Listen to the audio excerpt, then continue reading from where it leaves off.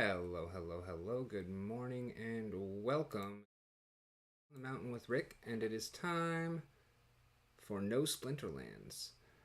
Why is this not working?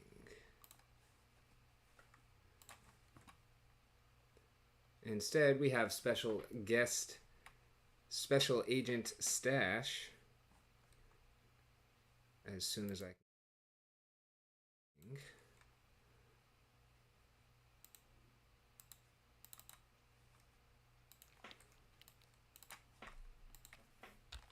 How are you doing today, Stache? Let's see if we can hear you, at least. Doing good, man. Thanks for having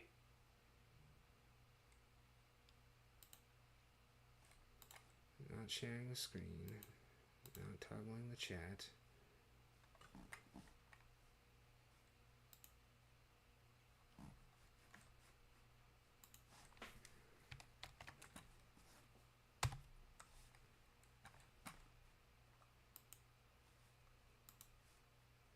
Transfer, add to scene one. There we go. Now we got you. All right.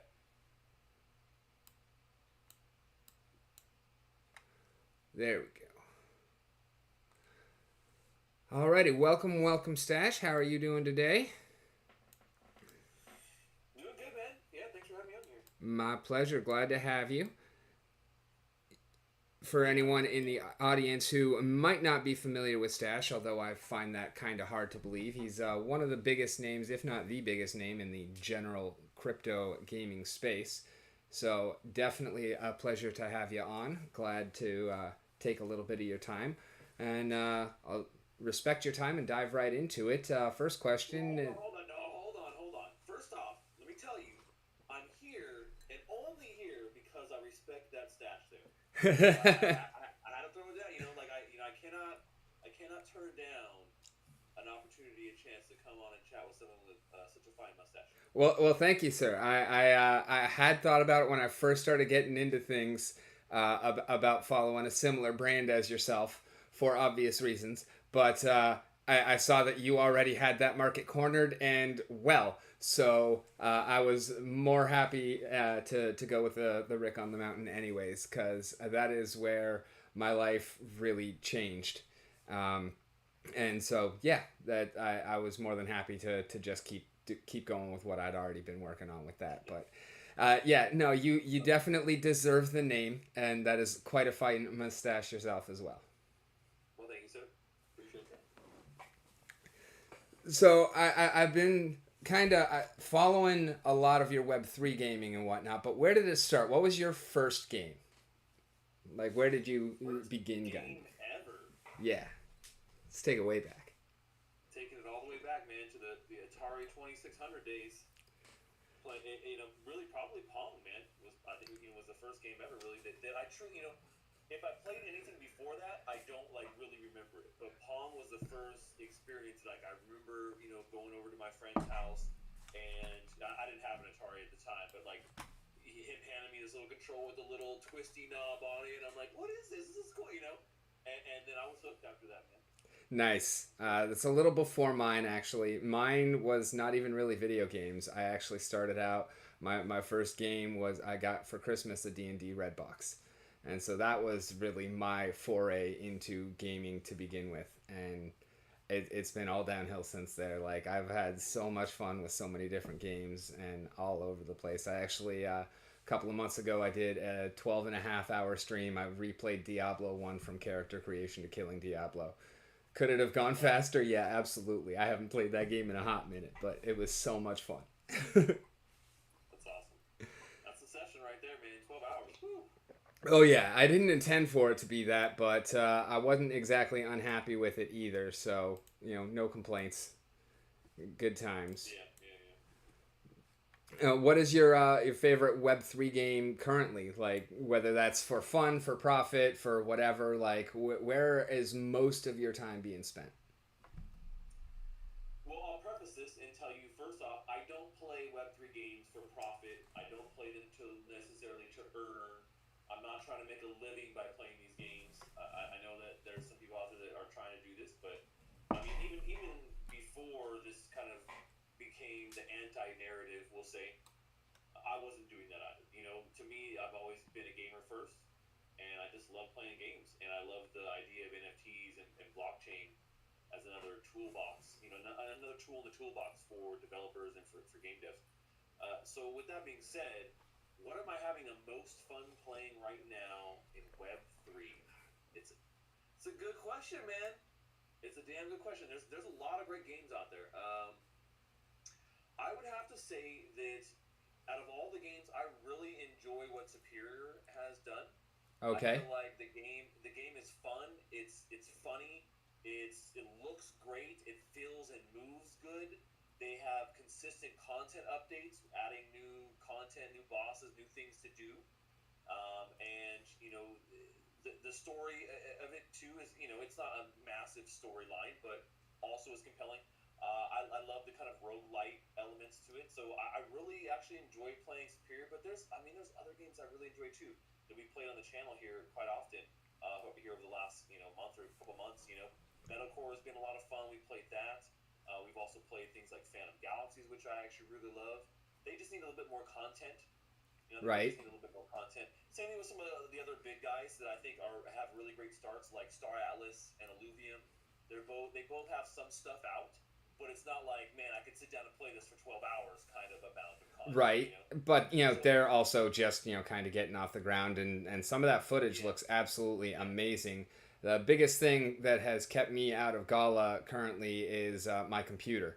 Like, okay. I can't even play most of those games, like, let Townstar. alone stream them. So, I don't know if Townstar is your speed, but I mean it's browser based, so everybody can jump on that at least. yeah. Yeah, It's not. that's true too. I don't like it. I'm going to tell you right now. Like I love Gala and what they're doing, but I hate. I don't like Townstar. I'm not a Townstar fan. I don't. It's not the game I would play. I Fair feel enough. like it was a mistake by the team, but they're trying to rectify it, which is at least a good sign. They're Yeah, trying to I rectify it. mean, trying to work on things is definitely always a positive. That's one of the things I love about the Splinterlands team is it's not a game without problems by any stretch of the imagination, but they're Yeah. constantly trying new things and pushing forward and always trying to rectify the problems. Sometimes it works better than others, obviously, but also the outreach that they have and the transparency is pretty huge. So, Yeah. No, I agree, man. They're what they're doing is very ambitious, is what it comes down to. So, are there going to be mistakes? Of course. I mean, I think that's something that is going to happen here in any business, but let alone in Web three, where we're really like pushing the envelope with technology and incorporations of new things, cutting edge stuff. People are going to make mistakes. Every company that I'm still like incredibly bullish on, they've made a mistake here and there, man. I mean, it's going to happen, especially for a startup gaming company like this. But I think Gala has done a good job in general in steering things in the right direction. good answer. Good answer. Yeah, they definitely are focusing a lot more on delivering high quality, beautiful games, and I think that they're absolutely succeeding in that. Yeah. So go ahead. No, I was gonna say no. I think you're right. Yeah, I agree. I agree. Lately, the well, the greater Web three gaming has been in a bit of a title upheaval. Some want to call it Web three. Some play to earn. Some play and earn. Where do you fall on that whole discussion? Uh, that's a great question, man. There's the camp of like play to earn or play and earning in any kind of combination you want to put it in text is dead. And then there's the other camp of like, no, it's alive and well and it's amazing and it's gonna kick me ass. Um, I would say I hate to say I'm not necessarily straddling the fence, but I do believe. Okay, here's how I look at it. The current implementations that we've seen with play and earn games does not work. It has not worked. I've seen this time and time again on Wax, where a new project pops up, and it's a race to the bottom. And multiple of these card games and like staking focused games is exactly what's happening there. Same thing that happened with Axie. Same thing we've seen happen with multiple play and earn games or play to earn games. They just don't have the economies done right, and if it hasn't failed right now, and they're using the same tired tactics, it probably will in the future. People get hyped on something because it's paying out now, but they Right. don't look at the big picture. and this was always something that I called games out on and projects out on. You know, it got to this point where it became a driving force for what's going on in Web3. But I never felt like that was the reason why I was ever here. You know, it wasn't because, oh my gosh, I can earn tons of money playing this game. It was always about ownership of items. You know, that was one of the biggest things I always felt that was missing in traditional gaming. 100% agree on that note. So, you know, do I feel like play to earn has a place, and can it have a place? Yes, I do. I do think that there is a place for games that allow you to play and earn in some sort of way. I don't feel like we've found the like formula that everyone can say, yeah, this is how this is what works well. You know, it's taken a while for us to find those formulas when it comes to things like, you know, subscription models or freemium models or mobile game models. You know, the first couple cracks of those things didn't necessarily work. It's hard enough to make an in-game economy work without crypto and playing and earning in elements, but to add those things in makes it exponentially harder, especially in the long run when you talk about scaling and, you know, longevity. Those are like the two enemies to what we've seen and play and earned so far.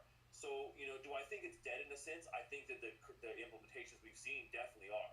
And I think that, you know, using that as a base for what makes Web3 gaming interesting or cutting edge or better than you know, traditional games is not the way to go. So that's always, I think we saw this deviation away from play to earn to things like play and earn, which is still kind of, you know, lame and the same thing. Or, you know, things like play to own. I like that term maybe a little bit better. Play to I own. like You're that. playing to be able to own these NFTs. Or, you know, other things, watch to earn, you know, kill to earn, which I love. That's what Undead Blocks is kind of thing. Like, I enjoy that. But I do see issues with some of these things in the long run. You know, I think a lot of companies make it seem really good, you know, when they're popular in you know, in the beginning. But, you know, we've seen this time and time again. If you go down those same roads, it's not going to work out in the long run for everybody, and your game is going to just be essentially a race to the bottom. Who can extract as much value as they possibly can as quick as possible until the game runs out of it, or the token itself collapses because A, there's been too much issued, or B, you know, the value of it is so low that nobody wants to go in and it's not worth the amount of time that people are putting in it, because the only reason they were playing the game was so they could try and earn and extract as much value as possible and then move on. And we've Yeah, seen that with tons absolutely. of Wax games. I mean, so many games and projects in Wax this has happened to, and you know, it's unfortunate. You know, it's unfortunate. What's the worst project that you've seen, like in terms of just tanking straight from the get go? Well, I mean, that's the problem is they never tank straight from the get go. There's never, you know, that's the thing is it always looks good from the beginning, and then the tanking doesn't start happening until, you know, far down the road. A good example of this is something like Art Planet, right? So I don't know if you got an Art Planet from the beginning, but it was just this massive big thing. But the way that they were issuing tokens and the way the platform was built, it wasn't sustainable. Everyone milked it for what they could, and then it tanked, you know, and you know, essentially disappeared until now they've kind of come back here and they've launched some new stuff. But you know, we see this with other games, you know, there's been quite a few on Wax, and so I'm just kind of looking at a couple here in the list here, but yeah, I mean, like looking at a lot of these, I've seen some of these definitely, you know, kind of hit their stride and then tank, you know. Yeah, absolutely. And if you're on Wax, you know, I'm like, do I really need to get into it? Like, there's a couple, like even Farming Tales, who has been around for a long time. I feel like a lot of this has happened, and we've seen this in a lot of other things. Starship happened with the same thing. Like, kind of going down the list here. There was another one that was computer focused. I forget what the name of that one, but it was like an 8-bit looking computer platform. That was it. Battle? No, not Battleliner. That wasn't it. But yeah, I mean, we've seen a ton of those happen, and you know, the biggest prime example outside of Wax is obviously Axie Infinity, but we've seen others as well. Yeah, Oh, Farmer's World. That's what I was thinking about. Not Farmer Tales, but kind of the same thing. Like it's like Farmer's World was at the top. It was crazy big, and you know, and then now nothing, man, because they exhausted it, and the tokenomics were just not really good.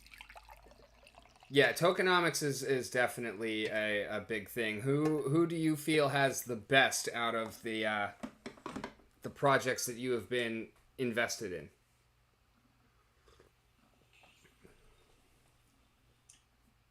Well, there's a difference between just a token-based project and a gaming project. So if it comes down to gaming and who has the best tokenomics when it comes to games, um, man, that's a rough one.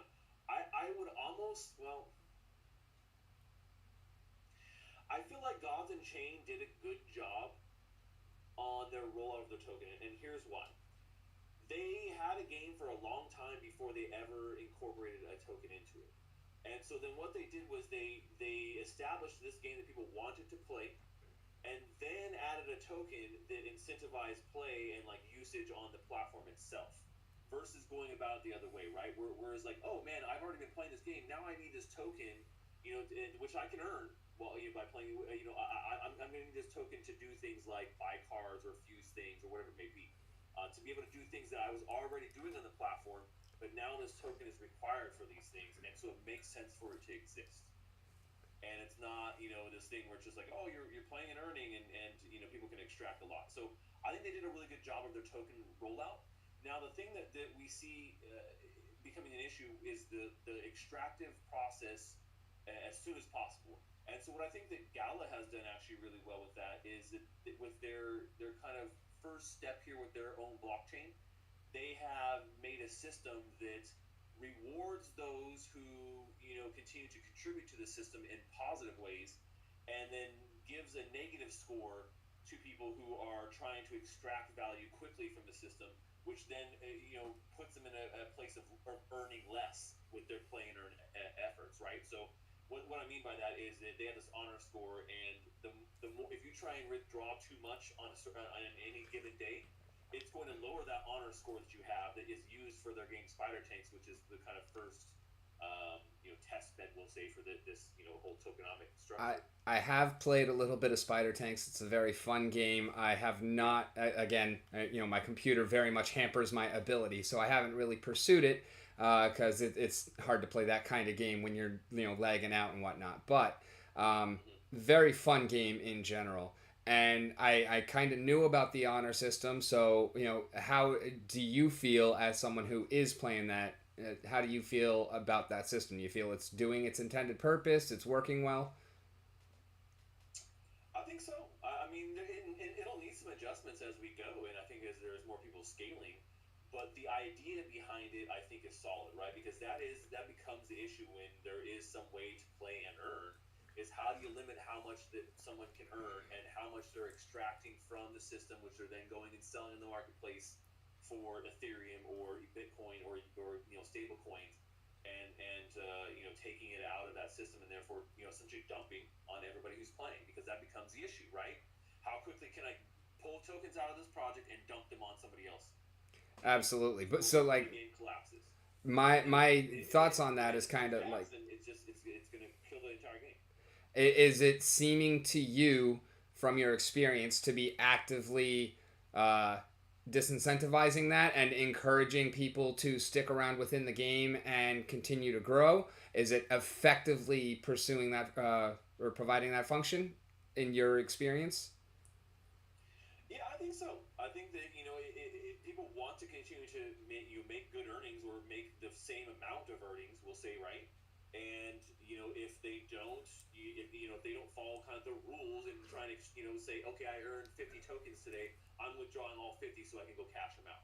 Well, I mean, that's going to hurt your honor system, and so therefore you're not going to be able to earn the same amount as as you would the previous day, the next day. So you're going to have to grind more and try and earn that honor back by doing positive things, which may take way more gameplay. So I think it does kind of incentivize the to not extract the value right away.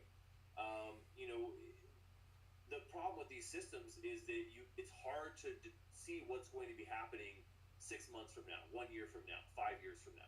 You can only really estimate those things, and I think that's what I mean about we still don't have the best model for earning out there. So as much as these models that I just talked about have good elements to them, are they perfect?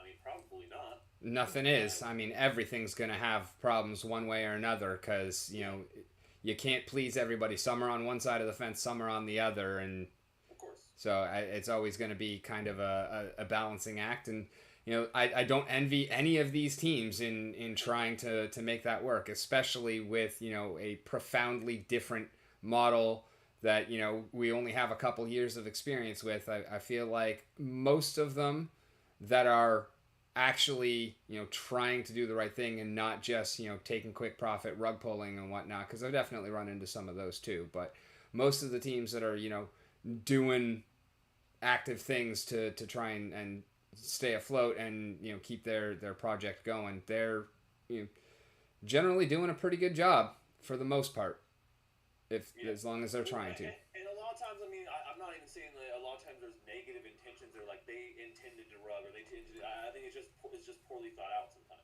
You know. I've definitely run into some that were just from the gate there was no game and like there is nothing at all. No kind of return. It's just a straight up rug pull, and I know that those exist, and that's why it's important for everyone. Always do your own research. Don't just listen to any one voice on the YouTube, him, me, anybody else. Always do your own research before you put some money into something, because there are scams out there, but there's also a lot of really great games that are awesome and fun in and of themselves, even without an earning mechanic. Sure. And if more people, I feel, played the games like that rather than just trying to extract as much value as possible, then it would all go a whole lot better. But of course, that's that's a pipe dream and a half right there. Yeah. It's one of those things where we're at an early stage. We're just testing, so it's things are going to happen. You can't necessarily fault everybody. I mean, but at the same time, you got to take responsibility too. Hey, we fucked up. We didn't think this through. We Yeah. didn't know. I mean, there's only so many excuses you can say, especially at this point. At this point, I think that if you're doing something like that, then I think it's pretty obvious. Yeah, like I have a couple of cool ideas for games and whatnot, but just the prospect of trying to actually put something together and whatnot, it's like, you know what, that's a whole lot of learning that I would love to do. That's a whole lot of work that I wouldn't particularly care to. I see what a lot of these other creators are doing and whatnot, and the kind of backlash that they get, even though, overall the Web3 community is super supportive and wonderful people. You have that vocal minority that is always very vocal. So and then sometimes they're right, which just gives them all the more kind of power and cachet and oomph behind those voices. So Yeah. Yeah, it's a tricky balance, man. who do you think has the best community? Oof, community overall. Gala's community is pretty strong, man. When it comes down to it, I think Gala has a pretty strong community. Alluvium and Star Atlas both have pretty strong communities too. If you're talking about just like gaming communities, some of the top communities out there. I think that they all have very engaged people who are interested in what they're doing and playing the games. Big Time is also a pretty good one too. Really strong community there behind their game. But a lot of these communities we see in Web three are the same people.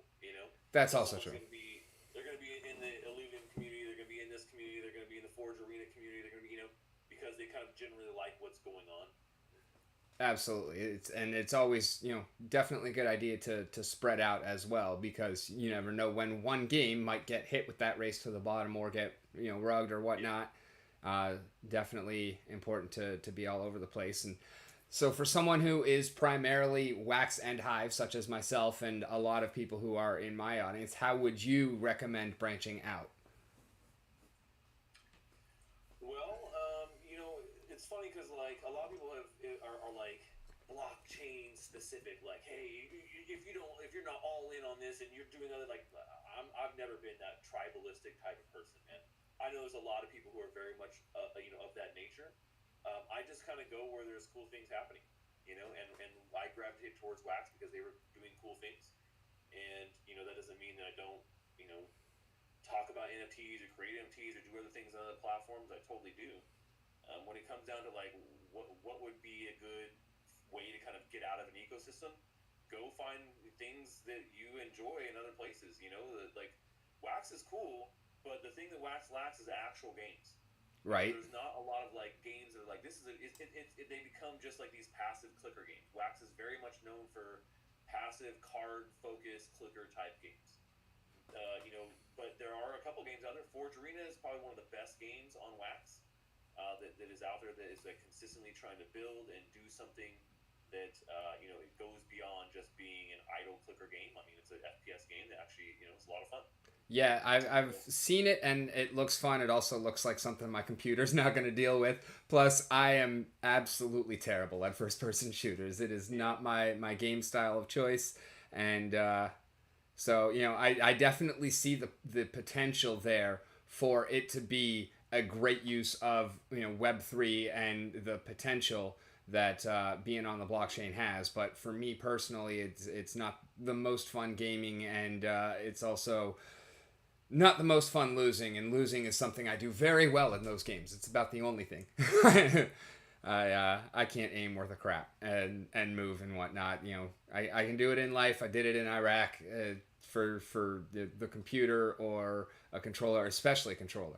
At least with WASD and a mouse, like I can do all right, but give me joysticks and I'm terrible. I pretty much went from the tabletop to the computer. I did a little bit of console gaming and whatnot. Had great times on Super Nintendo. Nintendo hated the N64 controller. It just as soon as it came out, I was like, all right, this is the worst thing ever to happen to gaming. And however many years later, I'm still correct. That controller was atrocious, and it ruined gaming for me because it made sure that every controller that came after it had a thumbstick, and I just yeah, D-pad worked for every reason. There's no reason we need the thumbsticks. It's definitely different. I mean, there's always going to be evolutions in gaming and things like that. So I feel it's hard to adapt sometimes. Hard to adapt sometimes. Yeah, and I mean, I still love the games in general. I'm just like, it's not like I refuse to play an FPS, but it's not going to be the thing that I'm going to get invested in because it's just not my style, and I'm not very good at it. So I'll leave that to the players that are. I'm not ruin anybody's day by being the one on their team that is dragging and catching that loss. I'm better at something like spider tanks, but even there, like I played a few games and I was absolutely the worst one on both teams in most of those games. But was it fun? Yeah. Am I gonna continuously play it and drag someone's team down? Not really. I learned that from the League of Legends community. The one of the most toxic communities that has ever existed. But yeah, I was like, you suck at your position, so stop playing. You know what? After a while, I realized I'm not all that good anyway. So the fun kind of gets limited when you are the worst one on the team. So like, all right, whatever. I don't need this. I can do other things. I got up to Greater Rift 100 on hardcore with a Demon Hunter in Diablo 3. So go where your skills are. You're probably gonna have a better time. Yeah, and that's what I'm saying when it comes down to like venturing out to other things and other blockchains, is just finding something that you connect with. You know. Absolutely. So speaking of the things we connect with, have you been in touch with Splinterlands at all lately? Is that something that's still an ongoing thing for you? Do you touch it every once in a while just to see what's up, or is it totally off your radar? No, man, I play Splinterlands every week. I have an active guild there that's a top 100 guild, the Secret Stashers, Nice. and we're competing in brawls every single week. And I have come up against your guild, one of them, because you have a couple of guilds, right? Or is it just the no, one? that's the only one. Just Secret Stashers is the only guild. I have come up against you guys in brawls. I did not face you, so I wasn't sure if it was just your guild and whatnot because I didn't do a deeper dive or anything like that. But Yeah, so I mean, yeah, so definitely playing Splinterlands and still enjoying it. what are your feelings about the latest developments there? Which ones? Whatever you want to comment on first. There's so many to pick from. The thing. Okay, so I'll comment on the things that I don't like first, and what I'll say is that I feel like they could. Okay, so with the recent expansion into doing other IPs and other games and other things, I wasn't really too fond of that, and not focusing on getting the land gameplay done before these other things were done, so they could do pack sales for these other things. I feel like was misguided in my opinion. So we're still kind of waiting for like, all right, well, what hell do I do with my land, man? I don't know. It's still sitting here. But yeah, they've expanded and they're trying to do a tower defense game and they're trying to do this other like I think soccer thing, whatever. And I'm just like, it doesn't make a whole hell of a lot of sense to me. I get that, and I have argued a very similar point for a long time now, which is that even as a non-landholder, land is needs to be the number one focus of the team. And to be fair, there are other teams that are working on those two other games. There's very little Splinterlands resources going towards it. They're just kind of expansion. They say that, but I have a sneaking suspicion that's not actually fully the case. Fair. Because when it comes down to it, okay, maybe you have other teams working on this, but where are the money and the resources coming to work on these games from? Also true. That's a very solid point. Splinterland's pool of money, right? Of resources. Now they may not; those resources, maybe specific ones.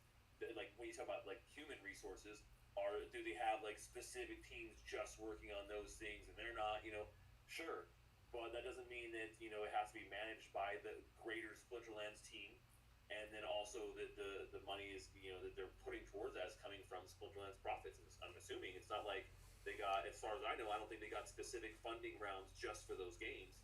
I could be wrong, but I don't think that's the case. Fair enough. I do believe that at least in terms of the tower defense game, that their funds actually came from their pack sales, but right. I could be totally wrong about that as well. I don't really follow the money trail that closely, but it's definitely an interesting point that I hadn't really thought of. And I mean, someone had to pay to get that stuff done, right? yeah, that's true. Like, no matter what, somebody at least designed the webpage. Like, and that's kind of a thing that I've been railing against with a lot of these changes that have happened, is like, okay, this is, well and good, especially the ones aimed at fixing the economy. It's like, it's all well and good, but that is what land was designed for. That is, the economy was designed to work around land, and so not having land is the reason the economy is jacked up, in addition to massive overprinting of DEC during the SPS airdrop and massive overprinting of Chaos Legion cards. Like, that's their own separate issues, but land would even solve both of those issues. So everything else that's kind of happening in the meanwhile, is it all bad? Not necessarily, but it's all a distraction from land, and land is 100% what they should be focused on. And I'm not saying you can't do anything aside from land, because if you're not growing, you're dying, and it's not like we can just stop for a whole year to get land out. But I mean, land is already 2 years past when it was supposed to be out, so they can definitely be focusing on it more and doing fewer distractions. Yeah. Hey, I noticed in chat someone said that they can't hear me, so I don't know if you checked the live stream to see if the audio is coming through there, but yeah, maybe. Oh no, that would be terrible.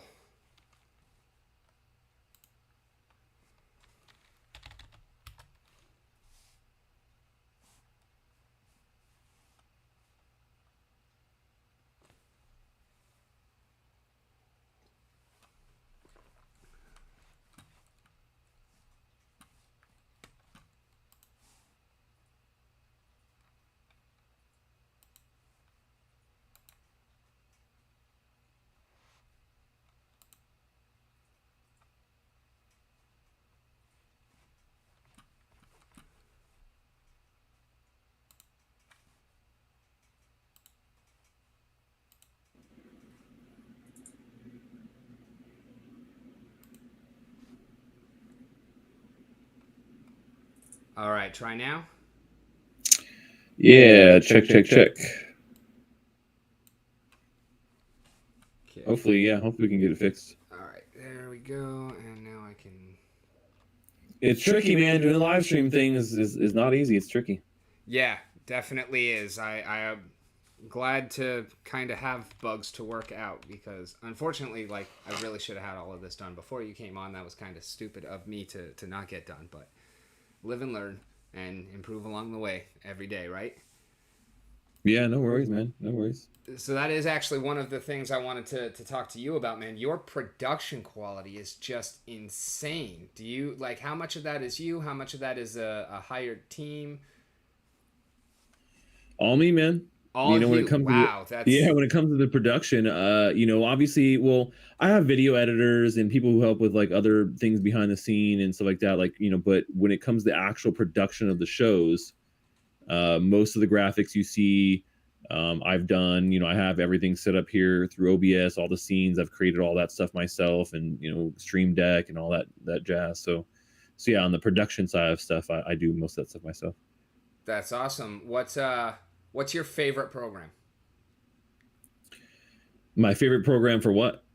for production? What do you what's the tool that you gravitate to most on any given project? Oh, I mean, you know, for producing live stream stuff like that and like video content, if that's what you mean, OBS is my go-to. Nice. That's Yeah. the same thing I use. I was on Streamlabs for a while, and then when I got involved with Splinterlands TV, Ron said, you know, you should really use OBS. It makes life a whole lot easier for Yeah. both of us if there's any kind of issues, and so I switched over. There are a couple things about Streamlabs that I miss, like having the chat overlay, but now that I finally got a second monitor, that's less of a problem. I can have that up. Mm-hmm. Mm-hmm. Yep. Yeah, man, OBS is the way to go for sure. So, how do you feel about the Soulbound reward cards and like that kind of thing? How is your collection going? You know, I think the Soulbound reward cards thing makes sense. You know, obviously it reduces earnings overall on the platform is what it just comes down to, right? Because you can't earn these cards and then go sell them, Yeah, which is what a lot of people were doing, I think. and my But I think biggest it does problem make of it, sense. honestly, is on the other side because think about like in 2 or 3 months, a brand new player coming into the game. Like, yeah, there's always been a card gate in terms of you have to buy certain cards or rent them or whatever. Hmm. And you're not, you know, earning off of anything unless you know, buy or rent some cards. But now, you know, you have to play against and beat these bots that have a perfect play algorithm using cards that not only do you not have access to, but you cannot have access to because you can't buy them or rent them. I feel like Yeah. that's Yeah. kind of a net negative on new players. Yeah. No, it definitely puts new players at a disadvantage. But you know, ideally and hopefully, if they're a new player, they'll get in and start earning those cards at some sort of level. You know, once they can get to the earning level, and they can start earning those cards as well. You know, but farther down the line is really where the problems come. It's like, okay, well, what happens when that set of reward cards is been sunsetted, right? They're no longer available. They have a new set or new things they're giving as rewards. Well, you're right. There's no way to get those now. There's no way to get those, you know, into anybody's hands. So if something there becomes part of the meta long term, you just won't have a chance to get it. So, Exactly. Like so my kind of go yeah. to is Oceanus. Like out of the Mhm. reward cards, and like yeah, he's pretty cheap. He's only $2, but like, could you imagine as especially as a new player trying to fight your way through novice without Oceanus? Like that's kind of insane. And Yeah, yeah, I mean that's why I feel like the reward cards should have been left alone. I absolutely love the idea of soulbound cards. I just don't yeah. think it should have necessarily been, you know, switching the reward cards Well, over. that becomes the problem with any card then. True. Literally that, you know. So if you make any card soul bound, the same exact problem is going to happen. It doesn't matter if they're reward cards or not. So it is tricky, and um, I don't really know. Like I said, I don't know how it's going to work out long term. Yeah, To be I perfectly feel like honest. short term it's not that big of a deal and everybody's super excited Yeah, about it, but I feel like the long term effects there's definitely going to be some unintended consequences and it's very much wait and see. yeah, Hopefully it doesn't turn yeah, out as badly as I feel like it will, but um, you know, we shall see. My one of my biggest issues with it was the fact that they dropped 43 of them at once. Like, how long is it going to take anybody to level up anything? yeah. I mean, you know, any of these games like this that are like card based games, it's always going to be pay to win.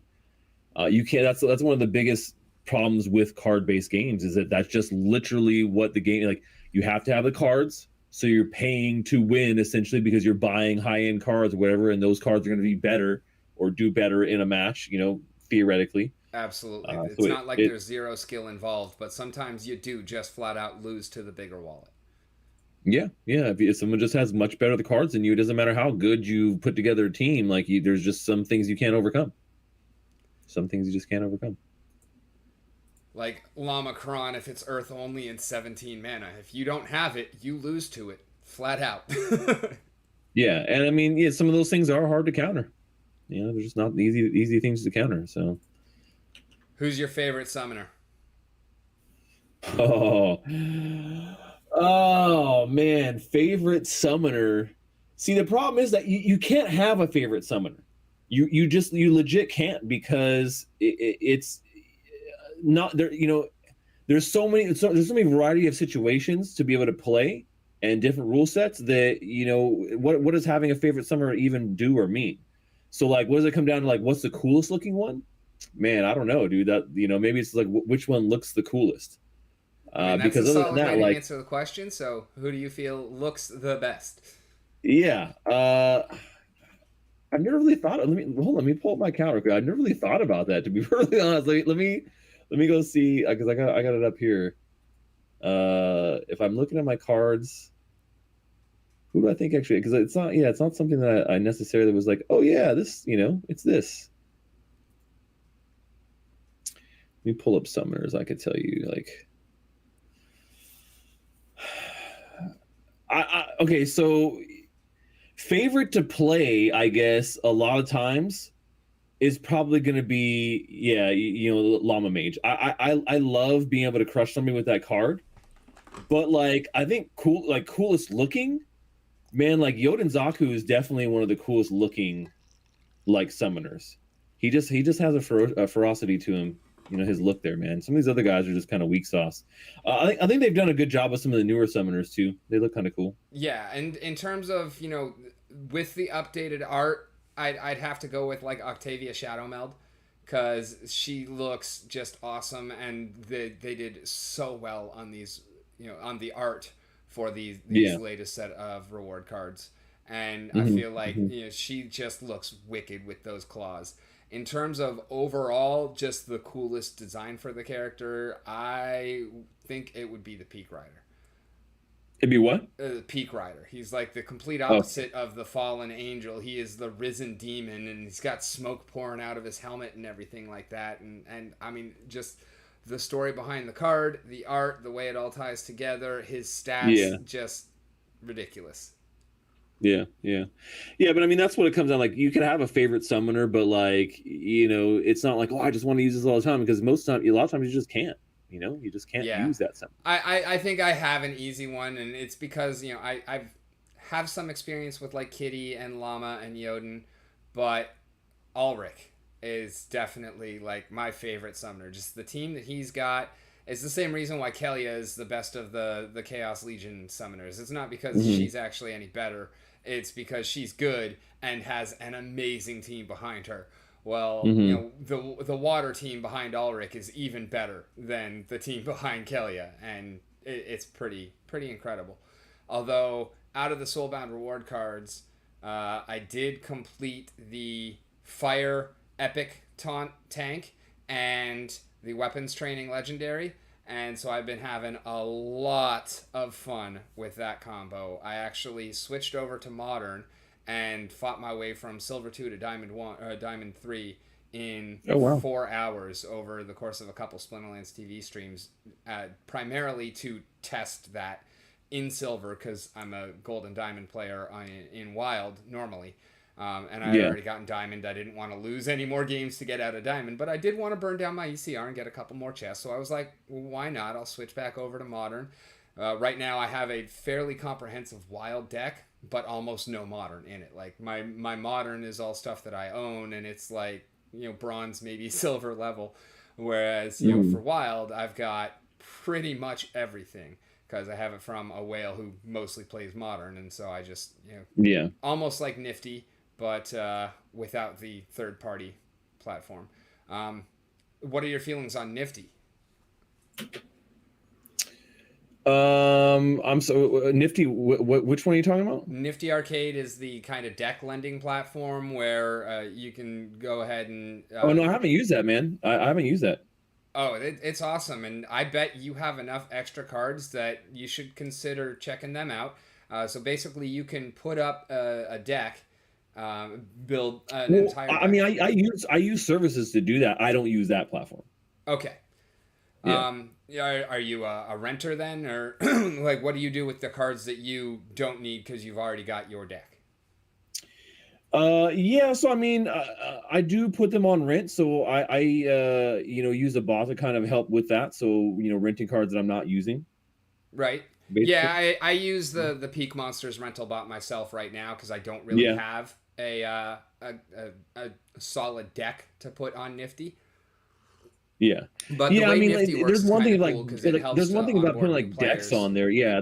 It's weird to like put a deck on there versus just putting the card. Like, I don't know. I guess people want to rent a specific like set of cards or something, but I don't know. Plus, it's for generally a whole season versus 2 days, 3 days, whatever. You don't have to worry about people canceling on Yeah. you, and it's easier for new players because when you rent your cards, you pay for that up front. But with Nifty, it's done on a profit sharing system. So they just get a portion of your SPS that you earn in battles and whatnot. And then typically, now that the reward cards are always soul bound, unless you get a bunch of packs, you'll get whatever percentage of your packs, but they'll get Mhm. whatever percentage of the packs as well. Yeah. I mean, that is a good feature. Like, I guess that's not something I really thought about, but yeah, the renting thing where it's like, all right, I rented this, and then someone decides, nope, Yeah, and it's really kind of I could see a that. decision of do you want DEC or do you want SPS and packs? Is pretty Yeah. much the real decision on where you want to put those cards, and also do you have a complete deck? Because an incomplete deck is a lot less likely to be picked up. But one of the primary issues that Nifty is having right now is a lack of decks, especially high level decks. Because Hmm. Splinterlands did just pull 500,000 packs to make decks for Nifty to cover a lot of bronze and silver decks for easier outreach, and I think that Hmm. that was great. Did you vote on that? Which way did you lean? I didn't vote on that one. Nope. Oh wait, no, that one wasn't a vote. That one was one that they just did because they own the Splinterlands pack or the Chaos Legion packs. Um, Oh, right. No, I mean, I didn't. Honestly, I didn't even know that was something they were doing. and what about the land starter packs and whatnot that is currently up for vote? What are your feelings on that? Are you going to be getting some? How much land do you have? I have a couple of tracts of land. I mean, I don't have a lot, man. When it went live, for the same reason I feel a little bit left out right now. Like they just didn't have much of a plan. Right. I saw this and I was like, this is pretty obviously not a very well thought out plan, and so I didn't like go all in. But I was like, I'll buy a little bit, and so I did. They like I said, I feel like they never really had a plan, and now they're kind of fumbling.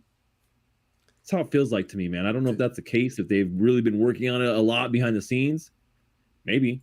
But no, I haven't even looked at that recent proposal. Actually, I need to go I check would it out. say that is not an unfair characterization. But you got in, like, you actually bought your land from the company, like, initial offering. Yeah, when they did the first land sale. Nice. I was not around then, and I wish I had been. Yeah, That's I've been gotten you a playing lot of Steam. I've SPS been over the playing. years.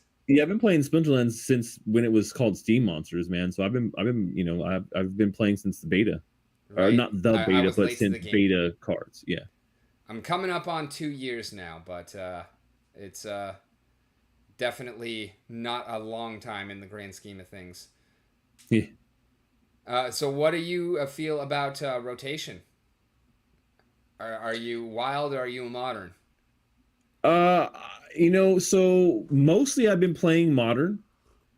I do jump in wild and play sometimes, but I feel like, man, there's I'm still missing a good amount of cards in wild that I would really need to be competitive there, man. I feel like there's you need to have some pretty old school like high level cards that are fairly expensive at this point to really be super competitive at like the diamond area, which Yeah. is where I usually play. Gold or diamond is usually what I'm playing in. And that's kind of like mine. I've got the reverse. I've got all of the old cards max level, but I don't have hardly anything from Chaos Legion Rift Watchers. So that's why I play in Mhm. gold and then just finish diamond at the end of the season. Because it's like, Yeah, I'm yeah, yeah. fairly certain I can't actually compete in diamond against people that have the old stuff and the new stuff. I can beat, people who, have mostly new stuff and some of the old stuff like you Yeah. see in gold and silver. I can do pretty well. But going into diamond, you've got people that have everything, and it becomes a lot Hmm. more difficult. Hmm. Yeah, yeah, yeah, exactly, man.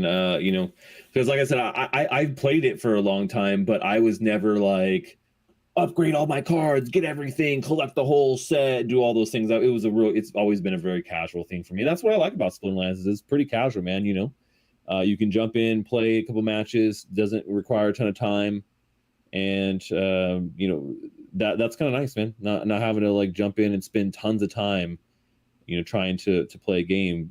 Matches are quick. Right. There's some good diversity. So So you're not one to totally maximize every single drop of your ECR, nope, don't care that much. I mean, well, because like once again, why are you doing that? right? You're doing it so you can earn the maximum rewards and min maxing it to a fact where like you're going to get the max rewards, but not run it down too much where you're not earning it, enough. And that's why people do it. So it's motivated by wanting to earn more. And I'm not necessarily motivated in that respect. So Fair enough. For me, it's more along the lines of I love the game, and I try and maximize my ECR to the point where as long as I'm playing, the opportunity to earn is there. I might as well try and take advantage of it. And I use it more as a limiting of my play rather than sure. a reason to play. It's more like, okay, we've played enough of our ECR today. Now it's time to stop, focus more on other things, and Yeah. go back to it after a while. Yeah, I mean, yeah, and that's fine. Everyone kind of has their own way they want to go about things and do stuff. But if you were like really into it, would you continue to play past what what that kind of sweet spot for ECR is? If you're just like, man, I'm on a roll, I'm winning, I'm having a good time, screw my ECR. I'm gonna fucking just go in and just keep playing this for another 2 hours. Absolutely, I've done that before, and that's All one of right. the See, now things I that's what I'm love talking. about That's it. what we want to hear, right? Because that's what you should be doing. It should never be like, all right, I'm stopping now just because of my ECR. I mean, it could be a good benchmark and say, I really only should be playing X amount of time, and this is helping with that, limiting it. Yeah, my official schedule is a stream from midnight to 2 a.m. That's somewhat of a lie because I Uh, very rarely stop before 3, and I often go as far as 4 or 5. A couple of times I've hit 7 o'clock, and it's like, yeah, I'm gonna keep playing as long as I'm having fun. And then like the day before the season ends, I always just bomb the hell out of my ECR because that's when you're at the highest earnings. And I really don't like playing the first couple days of the season when you've got all the leaderboard yeah, players from the leaderboard above. It's just so difficult. I'm like, you know what? Let me earn maximum rewards and enjoy it rather than, you know, playing at the same amount tomorrow, earning minimal rewards and hating it. So yeah, that's kind of my yeah. The beginning, strategy, yeah. and it works pretty well for me. No, I feel the beginning of the season two, it can be kind of rough, man. Especially when they do like make big changes and stuff like that. Like I'll tell you when they made they're like, all right, we're adding a third rule set. I'm like that just totally screwed me, man. Like all the stuff in my brain, it just totally was like this does not compute. This does not compute. I Three like love the third rule set for the most part, but I feel like they need to take a much broader comb to the combinations that they don't allow. I've made a spreadsheet of it and added, or well, they put a semi spreadsheet into one of their blog posts, and I copied that and kind of filled it out and expanded it, and I've kept it accurate. And like, I love the complexity of adding the third rule set. I do feel like they need to add the first rule set to novice. I feel like it should be novice has one rule set, bronze has two, silver has a low chance of three, gold has a middling chance of three, and then diamond you're getting three most of the time. I feel like that should have I been like more that. gradated. That makes sense to me actually. I think that makes sense. Because the problem with it as it exists now is like novice, one of the worst things about it, of course, you're playing against basically nothing but bots. and they Yeah. have the algorithmic perfect play. But there's also no rule sets, which makes it even easier for the bots to know the best team to beat you because there's no Yeah. variation. There's very little Mhm. variation in the terms of mana. And also, like, the fun of the game is the complexity of those changing rule sets. So when you're first coming into the game, you're playing in novice, you're having a terrible experience because you're not even playing the actual game. You're just playing a dumbed down version of it against bots that have a perfect advantage over you. And then now they're going to have cards that you can't even buy. Mhm. And Mhm. that's Mhm. like that to me is the crux of the bot farm problem. Like, I'm not against individual bots. I loved having Archmage and Xbot to, kind of watch my back. So those days when I don't play, like, I don't hit 100% ECR and then start wasting it. It would just go ahead and play a few matches for me just to make sure that, I stay in that 90% range. And then I'll usually, when I actually do play on stream, I'll, play down to 70% and then just let it build Yeah. back up, or 60% if I've got the bot running and keeping me at 90. And then, end of season is when I just completely bomb it, tank it all the way down to, 10 or 0 if I can. Right. Right. No, This past and season, that's I what I'm was saying. stoked. I switched over to Modern to do that that combination of Idri Fire and Phyrexian Hero. And it's amazing. I'm actually working on a blog article about it. Definitely check that out when I get it posted, hopefully later today. But I'm analyzing like 12 games where I got to play them, and they basically carried me all the way through, even at level 1. And absolutely incredible. But because they took me into Diamond, it's the first time I've ever finished Diamond in both leagues. So pretty excited about Mhm. that. Very cool, man. Yeah, usually I just kind of stick to modern. I don't try and run up both sides, and it's just a time thing is what it comes down to. I use Xbot as well, and even with that, like I feel like it's a time thing. Yeah, absolutely. I need to get myself an Xbox token. Um, so when you're getting your SPS and whatnot, and also as a broader scope for other games that you're playing, whenever you're getting tokens, what is your kind of go-to uh, destination for them? Are you a staker? Are you a liquidity pool investor? Do you reinvest it back into the game? Primarily, obviously, everything changes based on the game and the circumstances. But like, what's your general philosophy? Staking. Yeah, I stake my SPS pretty much. Grabbing some, obviously vouchers and stuff like that. But yeah, I usually just stake my SPS, and then because of the guild, I'm always contributing DEC to our guild buildings and things. So. And are you buying your DEC? Are you burning SPS for DEC? What are you selling to get DEC now that you're not getting any from the game? Or are you a leaderboard player that's still getting it from the game? No, yeah, definitely not leaderboard player.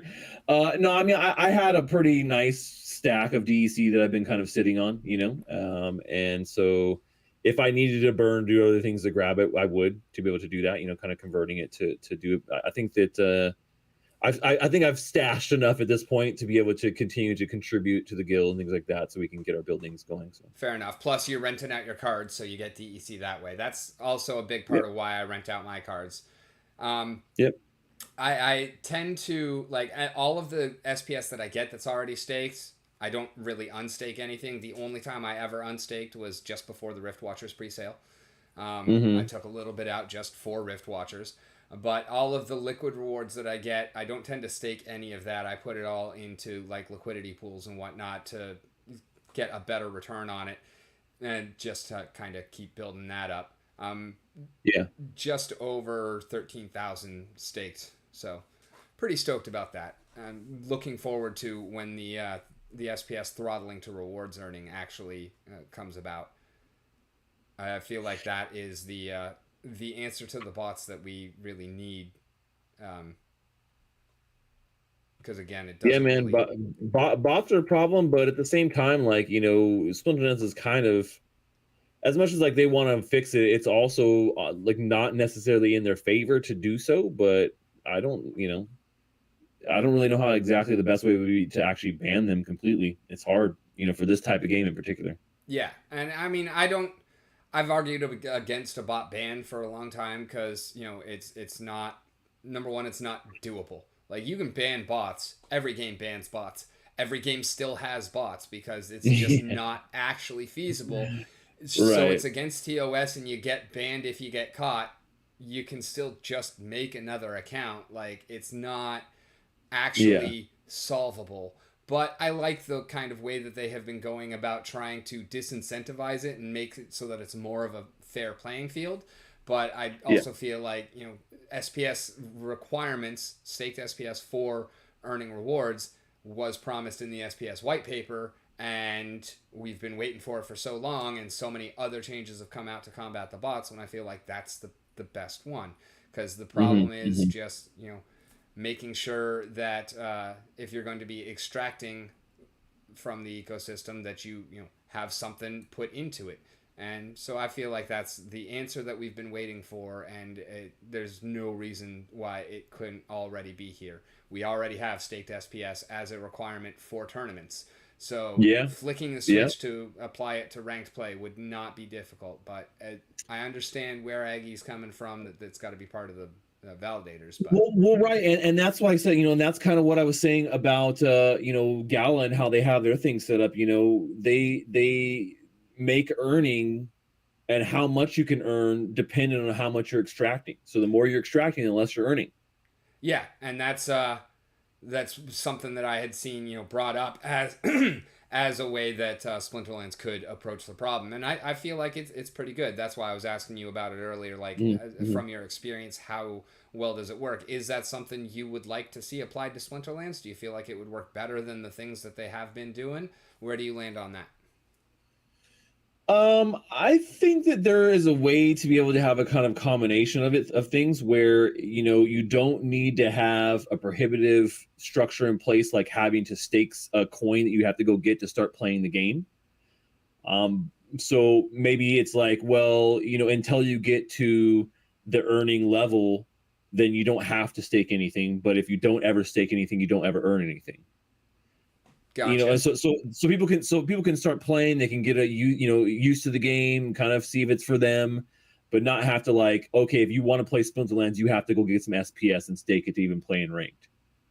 I don't know. It's once again, it's a balancing act, man. I mean, how you deter bots, but at the same time still make it friendly for new users. That's hard, man. It's hard.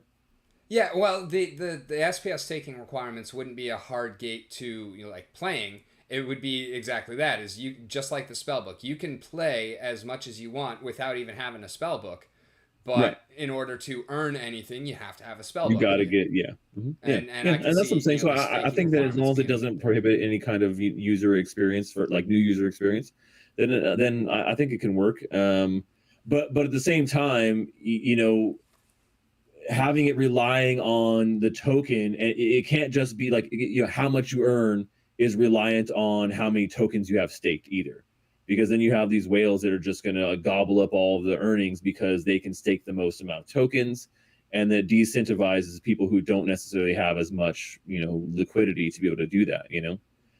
So I don't know, it's a tricky balance for sure. fair enough. Definitely that. Again, don't envy the people trying to put that fair and equitable solution into place, because it's definitely not an easy answer. Yeah, yeah. So you tweeted a little while ago a great question, and I wanted to hear your answers on it. What are the central elements of Web3 gaming? The central elements of Web3 gaming. I mean, in my opinion, the most pivotal one, the one that is the most important is ownership of your assets. I really think that ownership of your assets through NFT functions is really the killer use case for crypto, being incorporated into a game. There's so much money that's left on the table because of this, in games right now.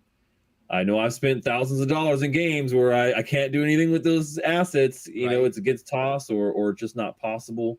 The way they built their game, you can't trade them in a marketplace to somebody fairly and transparently. So that kind of sucks, and I don't want that to be the case anymore. But the same thing too, that really, the second thing I would say is really the transparency of these items, knowing that something is genuine, right? Seeing that this is a genuine item that is came from the game and can be verified that it is genuine, then it also is rare. Those two things are pretty important. The game says, hey, there's only 1,000 of these. You just got to trust them. Right. Like we're only putting 1,000 of these skins out. Well, but we didn't also count the 500 we gave away to content creators. That doesn't count. Well, it does if someone's trying to calculate the rarity of something they have that they want to try and sell, or why they would be buying it in the first place. So I think that I've definitely been duped before, trying to buy something in the black market, and it was somebody who found a loophole or a bug in the game to be able to dupe items and then go sell them in this black market because everyone wants these items, and he's found a way to skirt things. With blockchain technology, that wouldn't be possible. You could easily verify and say, oh no, this is not an authentic item. You can see here it's not on the chain. Yep, Sorry, absolutely. can't buy that. Verifiability and immutability, definitely huge aspects of what makes it important, and I'm a big fan of that as well. And then IPFS, I saw you also while I was getting ready. I watched that video. Your protection. So is that a new project? As I said, it was while I was getting ready, so I was only kind of able to halfway pay attention. IPFS is that it? No, IPFS has been around for a long time, and literally what the entire Wax network is built off of that. Yeah, no, I mean that was a poorly phrased question. I know what IPFS is, but your video okay. about it. If you don't know what IPFS is and you're on Wax, man, I'd be surprised, because that's literally like how everything is stored, whether you're creating your NFTs on Nifty or if you're creating them on Atomic, wherever it may be. Yeah. But the video that I did recently right here that I just debuted today is about Pinata. So Pinata is like a really easy way to manage your NFT data and images for doing things like making your projects on Wax. So that's more on the creator side, not so much on the consumer side. No, it's definitely a creator tool. So it's meant to be a tool for creators to go in and use it to make their their stuff. So fair enough. Good to know. And I'm glad to hear that that's not something immediately pressing that I need to go do right now. But do they have a coin, something along those lines? Because it sounds like a great service, and if it's fairly early, for those of us who might be looking to invest into that. Do they have it? No, it's not. It's just a platform. It's a software platform, so they don't have a coin or anything like that. It's just you pay for a monthly fee to be able to host your items there, and that's that. So it's crypto adjacent in terms of product, not in terms of like a coin or economics. It would be more of a stock market thing for investing into them. Are they publicly available? They're not. No, they're not a publicly traded company, so there's no way to invest in Pinata. Okay. I'll just put it that way. It's a software as a service, and actually it's free to get started. But if you need more like an enterprise account, like you're doing a full blown platform or something, or big project, then you would pay a monthly fee to have like your dedicated server and things like that. So fair enough. There is a Hive game that I've been pretty stoked about that is in the works right now. I'm wondering if you have heard about Astral Revelations.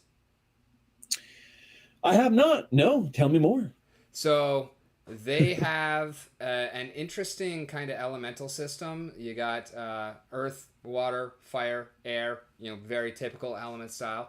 Yeah. And then there are 4 familiars, one of which has a base of each type. So you got like your fire that has a base type, but that creature can actually come in any of the 4 different elements. And so you've got 16 possible creatures right now. This is just the first tier. And basically you're doing almost kind of Pokemon style team exploration and whatnot. And then there's another area where you can kind of grow your home base and improve your team stats there, and also explore to get more. And I have read the white paper out on one of my streams before. It seems very interesting. I've been kind of keeping up with their developments. I've put in and bought a starter pack and claimed my free Wisp, and I'll send you links to all of this whenever we're done, and then I'll go ahead and put them in the description on the replay video as well for anybody in the audience. but it's looking like it's got the potential to be a pretty cool exploration style. It's still going to have the kind Hmm. of card aspects that we're already familiar with, and that seems to be most of what Hive does. But it's going to be a kind of a more interesting style of gameplay, and I'm looking forward to it. Cool. Awesome, man. It sounds cool. And now, so what was it that brought you into crypto gaming? Obviously, you've been around for a while. If you were in Splinterlands back when it was Steam Monsters, was that kind of your introduction, or how did you first get involved as an OG? No, it wasn't the first introduction actually. Well, I mean, it was pretty early on, but not really, but it wasn't the first introduction. So, before there was, well, I mean, Steam was around for a while before there was really any games on Steam. I was, working with companies like Engine and with Wax early on. Like I bought into Wax's ICO. So before they even had a platform, when they were just doing like op skins, I was working with Wax, and so yeah, some of these early ones really, Engine was some of the early ones, and I mean, I did things like Crypto Kitties and a couple of them like Cheese Wizard, things that were around the beginning of NFTs, but they weren't, to me they weren't really like games.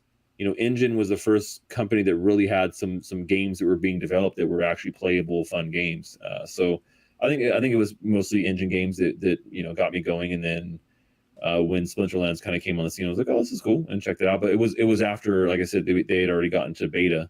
I wasn't there during the alpha stuff. Cool, cool. I uh, I learned a very important lesson from Engine. I made a decent amount of money off of Engine, but I never actually interacted with the blockchain itself or played any of their games or anything like that. I just, that was before I really got into the gaming aspect itself. When I was just, Hmm. kind of getting into crypto, I did pick up a bunch of their stuff, and I got it at like 34 cents, and then I happily took profit on everything from $1 all the way up to $2, and then I watched it go up to $80, and it was like, okay, never sell all of your bag. Like, take profits all the way up, yes, but don't sell the last little bit of it, because you never know how high it's actually going to go. And as long as you've already Yeah, taken decent profits advice. on the way up, you got your bag back, reinvest it somewhere else, but keep some of it for a rainy day. Hmm. Hmm. Solid advice, man. Solid advice. I learned that same lesson with Doge. Unfortunately, it took me twice to really learn the lesson, but Doge happened first. I got it at like 0.007 cents and happily took profit all the way from 1.5 to 2 cents. Sold the last bit at 2 cents, feeling like a king, and then watched it go up to 80. Like, come You're on. like, damn it. That those things you can't beat yourself up about, man. It's gonna happen. Oh yeah, no. You know. Super happy Well, to have taken profit. Like, that's the important place to be. Even realizing that you could have done a whole lot better, it's still way better than a loss. And I've definitely taken oh a yeah. loss on some things as well. So, what are your favorite Wax projects currently? Like I said, I mentioned them earlier, but I really love Forge Arena and what they're doing. Like I said, because I want games. I don't want to necessarily sit around and just play a bunch of passive little clickers that are for earning. That's not my favorite thing to do. There's some decent ones on Wax when you talk about that level of game. Like they have some decent ones. But I'm really excited for what Forge Arena is doing. I really liked what Hodl God was doing at 1.2, and I'm sad that project kind of folded and left the kind of community just screwed. But there's some other projects that are doing some interesting stuff. Afterland is also kind of cool. They're still kind of early with their project, but it's a actual fun game. And my buddy Sammy Snake over doing his Nova Rally, getting that 3D version out there, I think is pretty cool too. So there's a couple of like games on Wax that I actually kind of enjoy. Yeah. Cool, cool. That's definitely a good thing to hear, that we're moving forward with more actual gameplay and less of just the Hmm. card game. Hmm. Although, I mean, I do love the card game aspect, but you're right. It's fairly limiting as far as actual intensive gameplay, and that's something that a lot of people really like. It's something that I'm a huge fan of as well. Like Right. the Diablo style action, um, racing games, stuff like that. That where you're actually in control of stuff. You're actually playing, not just click click click. That is Yeah. one of the Yeah. things Yeah. I love about Splinterlands is, how they step up the interaction, even though it's still just clicking. But yeah, moving, into actual games that require real play is definitely Yeah. a good step. No, yeah, I totally agree, and I think that it gets boring after a while like that, man. I just can't do it for a long, long time. It just gets boring. Have you played Realm at all? How do you feel about that one?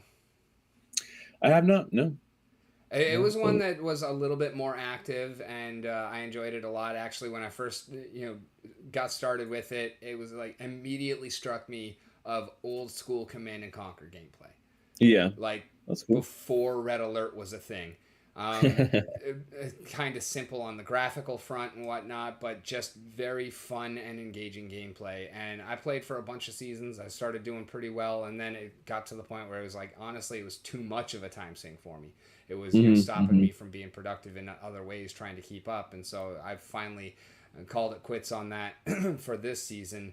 But I had a lot of fun with that game, and it really didn't become huge like that until I started pushing those higher and higher leagues and whatnot. And just like anything else, the higher you climb, the more investment you're really going to have to put into it. And so Yeah, I kind of realized I'm spread too thin in a lot of ways, involved in too many projects, and so it's kind of best to cut some down. And it's still a great game, but that was one that had to go just for the time investiture.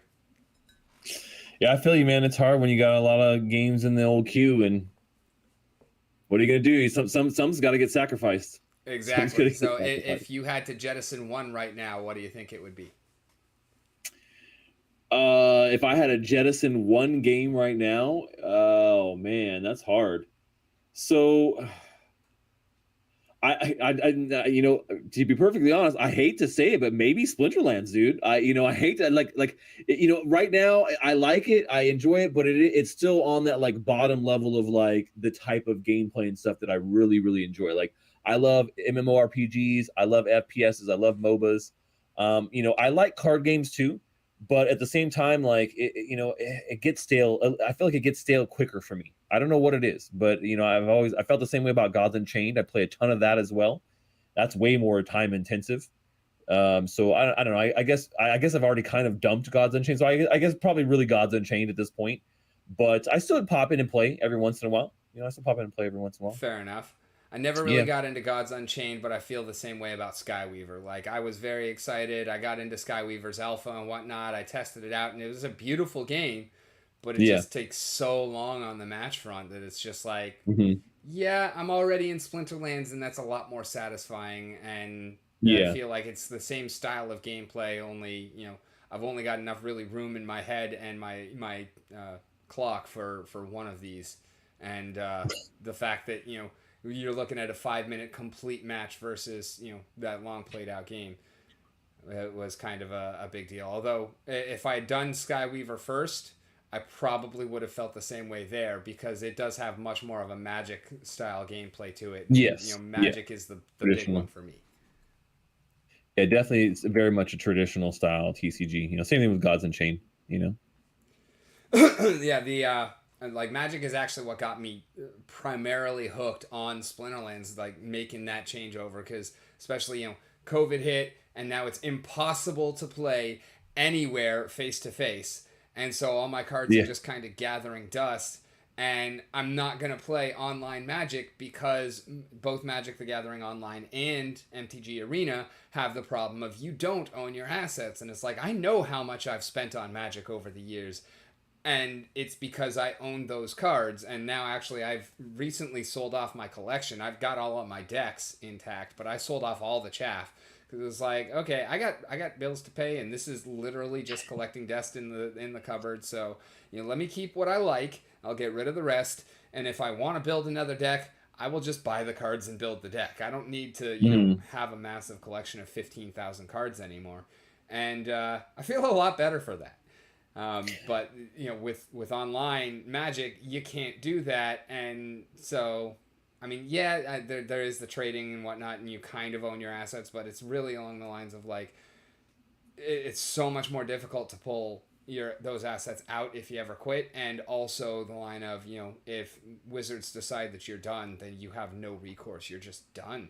And with Web3, if my account ever got banned from Splinterlands for whatever reason, I would still be able to go in, access my assets, pull them off of there, sell them, and withdraw from the game. So Mm-hmm. at least I have that recourse, and obviously I'm not worried about that happening, but like just the fact that it's there, for everyone to have that knowledge, because I've definitely heard about people, on Magic getting banned for whatever reason, losing all of their assets, thousands Of of tens course. of thousands of dollars.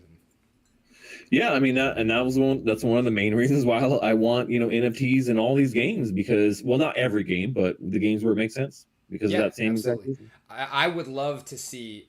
Okay, so out of any AAA project, who would you most love to see go the route of NFTs and ownership in game, of the ones that are not connected at all? I think the one that would make the most sense and probably have the biggest impact would be CS:GO. And that's because they already have a market, like a third party marketplace structure, and already set. So I think just having those assets be NFTs would, benefit them in a couple of different ways, but wouldn't change the ecosystem. It wouldn't be like, oh, this is new, this is different. Like, it's not like, oh, now your Fortnite skins are NFTs and they have a whole new marketplace and it's all new to their users and to the ecosystem. CS:GO already has all that stuff kind of built in, but NFTs as the skins would, I think, work really well, and just be able to be something that you could easily track. There's more transparency, which I think is good for that type of stuff. So I think CS:GO would work really well.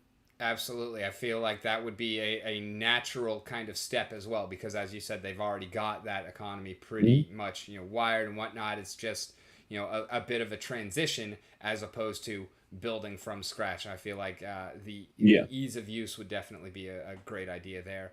As far as like the most exciting for me would be Diablo. Like when Diablo 3 came out, then they had that real money auction house for a while. I was Yeah. super excited about that. I pre-ordered it as soon as that news came out, and then I picked up my copy. I was at Blockbuster at midnight, or at GameStop at midnight, waiting for the release, hanging out and whatnot. I get it. I get home. I install it. It takes hours, and I go to log on and play, and my graphics card can't run the game. So it took me like 6 months to actually get a graphics card capable of running the game, and by that time the real money auction house was already dead in the water. So I never really got to experience it. But that's, and I know, and it's one of the things that is kind of more likely to happen because of their, how Immortal was, Mm-hmm. with the microtransactions, but I also understand how that kind of ruined the game for a lot of people, and so I hope it's not to that extent. Like, I feel like it could Mm-hmm. definitely be done better, and obviously I Yeah. don't think we're gonna see it in Diablo 4, but maybe Diablo 5. I feel like would be very exciting. And it's like I understand how everyone hates Immortal and whatnot, but it's like I'm not gonna put a whole lot of money into it, but I have to beat the game. I have to follow the storyline and find out what's happening to Sanctuary. Like, that's not an option to just completely skip it. So Yeah. Yeah, man. I mean, I think eventually all these games are going to incorporate the technology. It's just going to make sense. It's just yeah, going to make sense. absolutely. I feel like if you're not at least actively thinking about it, then you are actively asking to get left behind. Yeah. Yeah, for sure. Yeah. I don't know. Like, it's going to be hard for the like dynasty games to do it. They'll probably be some of the last ones, but I think we'll definitely see some cool games that are coming up that incorporate NFTs and blockchain technology that make a splash just because they have a great game, and then that's an additional benefit. I'm just pulling up the chat real quick because we've got some good questions there. Encrypted's one of my buddies that's also pretty big on Wax. He's actually the one who got me into Realm, and he was number one on Realm for a good while. He asked, what's your thoughts on the BTC run currently going on? Do you think it's gonna go up? Do you think it's a suckers rally? How do you feel about the health of our primary crypto? I mean, Bitcoin kind of leads the way when it comes to the industry in general, and I think that what we're seeing right now is kind of what we call like a bear market rally, or a suckers rally. And the reason why I think that really is just because of the general economic outlook for the entire world, like what we're seeing on a global scale. It's not very good, and I think a lot of this stuff has been propped up, and you know this may be that last like kind of leg up or last rally before we see things really truly bottom here, and that might be correlated also with the stock market too. So I mean, it's just one of those things you got to be careful of if you're a long-term trader or long-term person, mindset. Probably not going to affect you too much. If you're trying to catch some swing trades, maybe this was a good time to like sell at a certain peak if you bought just a little while ago. But I think a lot of people are still probably going to have to hodl if they were holding it from this last bull run. So we Right, have to wait that's until it's definitely actually the case. confirmed. I'm Yeah. kind of in agreement there. I feel like we have not seen the actual bottom where Hmm. we're gonna possibly see a little bit more upside, but I definitely see some downside coming. Shake out the Yeah. paper hands one last time. What do you think of for the bottom? Bottom. I mean, I'm still thinking that we'll see Bitcoin like around the 14K range. I could definitely see that being the bottom. We got fairly close there, maybe 12K range, 14 to 12K range. I think we got somewhat close there on the last low, general low here.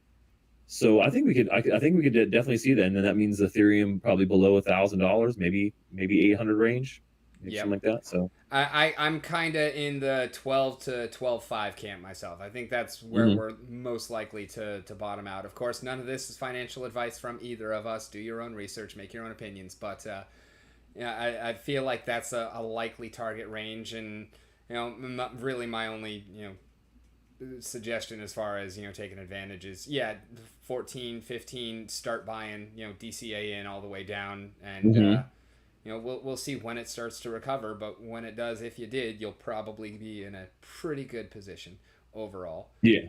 Yeah. Um, Agreed. what do you think about Square Enix? They have already started working on NFTs. Are you a particularly big fan of any of their projects? I've also followed Final Fantasy for a long time. Absolutely loved most of those games. And I Yeah. actually got out at Final Fantasy 11 because I never liked the pay to play. Just having to subscribe to the game on a monthly basis in order to play it.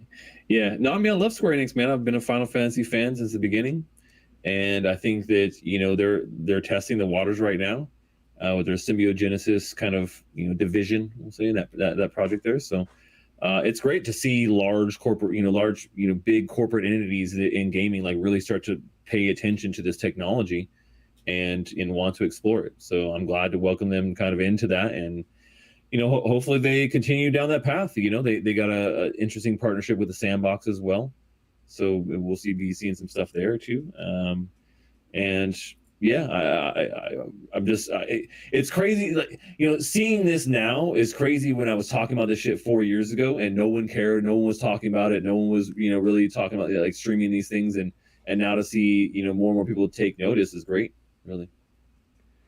Yeah, I can only imagine that because obviously it wasn't there that long ago. I actually bought in December 2020.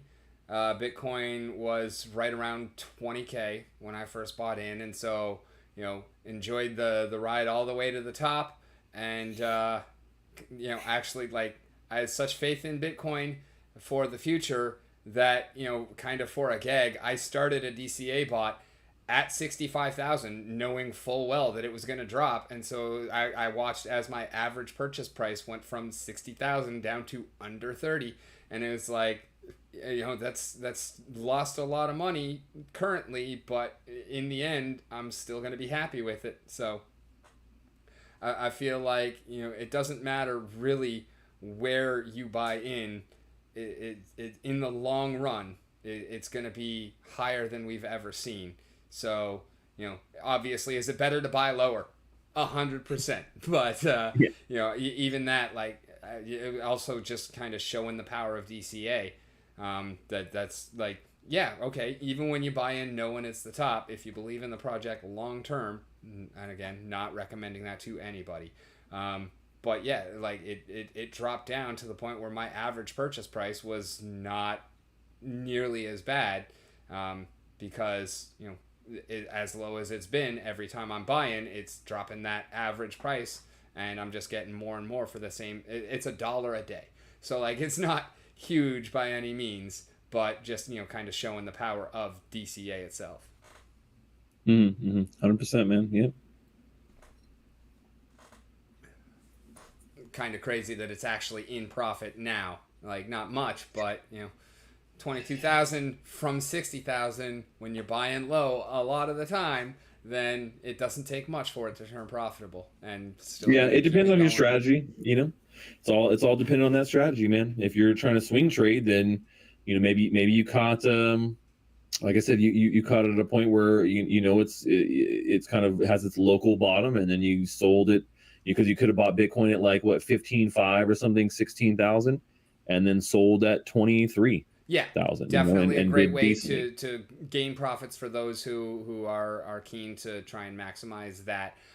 For me, when I've tried to do that kind of swing trading and whatnot, I tend to buy in at the wrong moments and sell out at the wrong moments, as I was saying with the engine and Doge or whatnot. Even when I make the right call on the buy, I make the wrong call on the sell, and sometimes make the wrong call on the buy as well. So I tend to be more along the lines of the DCA in, hodl, take profits when you can to get that original investment back, but keep building over time by just getting what you believe in long term and holding it. And that's kind of the same way I've approached the games, and it feels like there have definitely been some opportunities that I've missed out on because I could have got in early on something and then just sold out right after launch when it's super profitable. But in all honesty, I'm more interested in playing the game for the long term. And so like Dead End City was one on Wax that I was super stoked about, bought a zombie beforehand and whatnot, and then was like in the Discord counting down the seconds to when the game actually launched, and then the game didn't launch. And it was an hour later, and I'm still in there, like, asking questions. And then it's an hour and a half later, and I'm like, it's beginning to look a lot like rug pull. And then I start getting flamed by the community and the creators, and I'm like, okay, well, I don't need to be part of this project regardless, and put my zombie up on the market. And I bought it for 112 wax, and it's currently worth less than one. So yeah, that was just never launched. It happens, man. So it's important to always do your own research and make sure you know what you're getting into, because some things look good and are not. It's true, man. It's a constant problem. You never really know what's going to end up working out and what's going to end up being. Sometimes, like I said, they can make it look really good. Yep. You're just like, oh shit, I thought it seemed like it was great, but turns out nope, not so much. Absolutely. What's the worst one that you've gotten pulled on?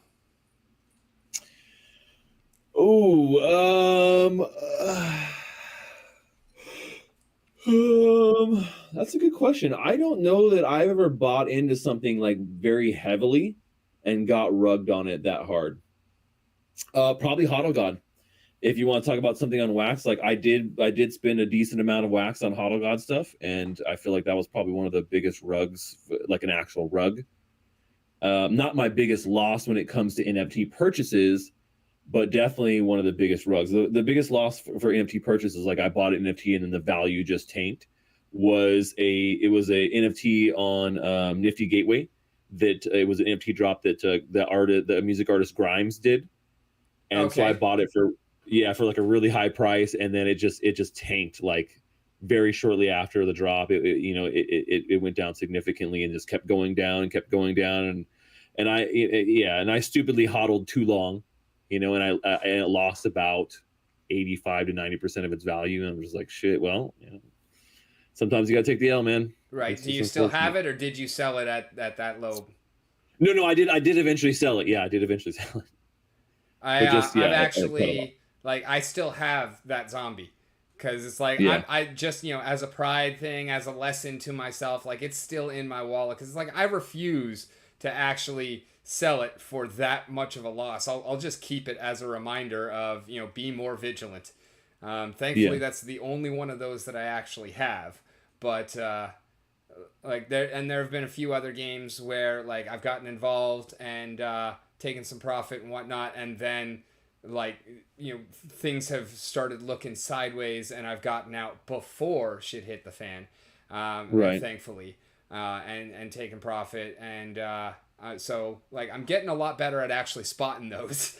But Yeah. they're definitely still out there, and it always sucks to lose a bunch of that profit. And it's like, yeah, my kind of basic philosophy is, don't invest anything you can't afford to lose, as Hmm. very common advice. But my follow up to that is, when you invest it, consider it lost. Consider all of your investments worth zero, and that way, if you ever sell them, it's a profit no matter what the price Yeah. is. And sometimes though it's just not even worth taking that whatever out of it. Sometimes it's worth just keep it for whatever reason. And for me, the reason is that lesson, not that I ever expect it to turn around. Yeah. No, it's a good way of looking at it for sure. Encrypted has a personal bad take: the wax space is becoming polluted. What are your thoughts on that? Polluted like how? I mean, polluted with like too many low quality projects, or polluted with bad community members, or polluted by the Wax, team themselves. I don't know, man.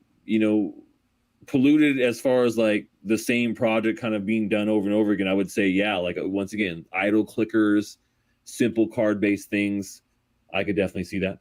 I could definitely see What are that. you? What are your thoughts on Forsaken? Are you familiar with that one? I am, yeah. Actually, I just had the team on my channel here like about a week ago or so. It was a good interview. You guys go watch it on my channel. We did some interviews with a couple of people that time. But yeah, it was a great interview talking with them and having their community on. I think Forsaken's actually kind of cool, man. I think that they've at least thought out their platform very well. Like the platform itself works really well, looks really good, professional. There's definitely passion there, and they have a pretty good community as far as I saw. Like, so I mean, I like it. It's not necessarily the thing I'm going to go like play all the time or do, but because once again, it's a simple kind of straightforward type of card game. Yeah. But I do like what they're doing. Yeah. Yeah, it's definitely still the kind of 1v1 card game that we've come to expect, but man, did Mm-hmm. they do it beautifully. Yeah. Yeah. And the gameplay is pretty fun and engaging. I personally am not a huge fan of the Blitz. I feel like it's just a little too much RNG, but I am super Mm-hmm. stoked for the standard, and I can't wait to see those cards acting as individual cards rather than just it's just your type and just match 3 and play and whatever. I feel like Sure. it's got a lot of potential, and I'm glad that they made Blitz the way they did to test the just the ability of playing the cards and everything like that to kind of work that infrastructure. But I'm super excited that that's not the real game. But man, Yeah. those cards are beautiful. Like that is some of the best NFT art that I have seen in terms of a large collection. There's some really Mm-hmm. cool one-off stuff out there. Uh, what are your thoughts on PFPs and like this style of non-gaming NFTs in whatever various different kind of iterations they have? They're okay. I mean, I was never like a big fan of them. I think that most of the hype came from speculation of them, and they had their place in the history of NFTs and what's going on, but it's just not something that super appeals to me. Like I have tons of like NFT, PFP, avatar, NFTs, but it's very beginning surface level use case for NFTs. That's how I feel about it. Yeah. Do you have an ape? I don't have a Bored Ape. No. Neither do I. I have actually never owned. Actually, no, I do have one ETH NFT. It's not a PFP. It's a trophy that I won from a Splinterlands tournament, and Mm. its utility is that it allows me into other similar Splinterlands tournaments. Like there's a series of tournaments that are only available for Presidential Cup winners, and so I Mm. have one of those, and I can get into those tournaments. But I really don't tend to do too many tournaments to begin with because I'm always doing ranked play, And Sure. I have so many other games that it's just, trying to keep up with everything. Something's got to go. And I typically didn't do all that well in the tournaments either. So I kind of just, that's the thing to go. But the only PFP I've ever really been interested in is Rooney, and that's just because it had that utility of being an awesome in-game card. And I currently have access to a Rooney because there's an awesome streamer who has delegated me one for a while, but I don't have one, and that's really the biggest thing that I wish I had been able to take advantage of, and the only one that I've really been interested in at all. Yeah, the utility is decent, but the art, I'm not like a big fan. I didn't really like the art. What was going on with those things? So Yeah, like, eh. I mean, they look kind of cool, kind of nifty, not like super crazy impressive. Although Yeah. I am a Splinterlands TV streamer, and for the long time, my background that I use, actually I still do, is kind of a sunburst pattern. And when I realized that that was actually a pattern that they used as one of the backgrounds on Rooney, like my entire thing up to that point had been, I don't care what it looks like, I just want the Rooney for the card. And then I saw that and I was like, okay, now I need this background. And of course it's the rarest of all of the backgrounds, so there are none of those cards that are available for free, but thankfully I at least have the card to play with. And he's a beast. Do you have a Rooney? Yeah. No, I don't. No Roonies. What's your favorite card? My favorite Splinterlands card overall? Yeah. One card. Bro, there's only one card that could ever be considered the favorite card ever, and that is the Furious Chicken. That is? Oh, it's the Furious Chicken, man. Oh, chicken. Yeah. And see, yeah, I can't disagree with that. And I feel like really best card in Splinterlands. There'll never be a better Modern card. and Wild right now is chicken. Like, there's no other card that is that kind of just ubiquitous. I mean, Ooze comes in second, but like playing between Modern and Wild, I feel like is not that different, and they probably should have done that with Rebellion rather than Chaos Legion, because that way you got rid of Untamed too, and there would be an appreciable difference between the leagues. Right now, I mean, there are some other cards like Bobby says, Flesh Golem, Ruler of the Seas is a big one that I use, Alric, Hydra. But aside from certain things, and they really only become more important in the higher leagues, especially in Novice and Bronze. Like, the only two cards that actually matter are Chicken and Ooze. That's it. So I feel like it would have been better done at Rebellion. Also, possibly, hopefully, then we have a larger player base, so it makes more sense to divide it. I do once in a while run into matching problems, and I've heard people like putting out suggestions for a third league, and it's like, no, that's a great idea further in the future, but right now we cannot split the player base even more. Like, you'll run into, especially if we do have any kind of significant impact on the number of bot farms. Like, if we got rid of them right now, you would not be able to get a match within a couple of minutes if everybody that's got 10,000 accounts all of a sudden was gone overnight. I feel like it would kill the game, honestly, because you wouldn't be able to get a play. It definitely would. Yeah, definitely would. And yeah, Bobby, Mylor will absolutely get you out of Bronze and Silver pretty early, but that's still Modern, and that's what I'm saying. Like, with Rebellion, when Untamed leaves, like Kitty, Jotun, Llama, Mylor, Oster, all of those cards are gone. Then there's a huge difference in between Modern and Wild, and that's why I'm a Wild player. In Magic, I was a Modern player. I did Standard for a while just because that was the easiest way to play a lot, because every FNM is Standard. But I kind of always hated the rotating format, and that's what what drew me into Modern. It's like, yeah, you're going to pay a lot more to build your deck the way you want it, but you're going to pay it once, and then you're going to update that deck every once in a while as new cards come out, new bans come out. That's why I stopped playing Storm, because I got sick and tired of every card I played being banned. Yeah.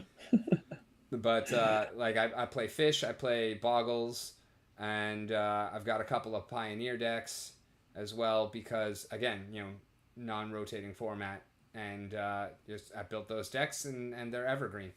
There's just some changes to things as the meta changes, but and then for Splinterlands, of course, now it's still the card pool just expanding, so you want to have all of the new cards as well. But I don't want to be in the position of all of my old cards are now worthless, or in a position of I have to sell these cards because they're rotating out, and then get all of the new cards. I'd rather just keep building up everything and take advantage of those rotation opportunities to pick up some things for lower than their value. I feel like when Rebellion comes out and Chaos Legion and Untamed and Dice leave rotation, I feel like there's going to be a great opportunity there, probably for only a couple of days, where people are en masse kind of selling off the rotated out wild stuff so that they can buy into Rebellion even bigger. I feel like it's going to get gobbled up by players who are thinking along the same lines as me, but I do think it's going to happen. Mm-hmm, mm-hmm. What are your plans for Rebellion? Are you going to go massive into the pre-sale? Are you going to wait and stock up cards on the market? Are you going to kind of ignore it for a little while and then try and pick up cards on the market? What's your kind of approach? Yeah, I mean, honestly, man, I feel like, once again, we're seeing, do we really need another freaking expansion set and another pack still? Like, not really, man. So, I mean, I'm not really going to be going big in this set. I'll probably pick up cards in the secondary after it's kind of out and doing its thing for a little while.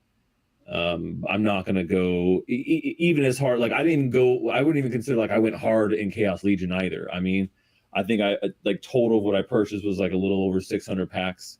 So not a ton. So basically got enough to guarantee yourself one of each airdrop and then kind of quit there. Right. That's not a bad place to do. I can't afford to make that big of a splash. So like my approach with Rift Watchers, I missed out on the Chaos Legion pre-sale because I just didn't have any SPS staked.